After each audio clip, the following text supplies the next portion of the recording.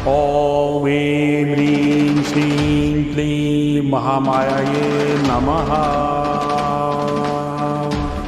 ॐ ऐं ह्रीं श्रीं क्लीं महामायायै नमः ॐ ऐं ह्रीं श्रीं क्लीं महामायायै नमः ॐ ऐं ह्रीं श्रीं क्लीं महामायायै नमः ॐ ऐं ह्रीं श्रीं क्लीं महामायायै नमः ॐ ऐं ह्रीं श्रीं क्लीं महामायायै नमः ॐ ऐं ह्रीं श्रीं क्लीं महामायायै नमः ॐ ऐं ह्रीं श्रीं क्लीं महामायायै नमः ॐ ऐं ह्रीं श्रीं क्लीं महामायायै नमः ॐ ऐं ह्रीं श्रीं क्लीं महामायायै नमः ॐ ऐं ह्रीं श्रीं क्लीं महामायायै नमः ॐ ऐं ह्रीं श्रीं क्लीं महामायायै नमः ॐ ऐं ह्रीं श्रीं क्लीं महामायायै नमः ॐ ऐं ह्रीं श्रीं क्लीं महामायायै नमः ॐ ऐं ह्रीं श्रीं क्लीं महामायायै नमः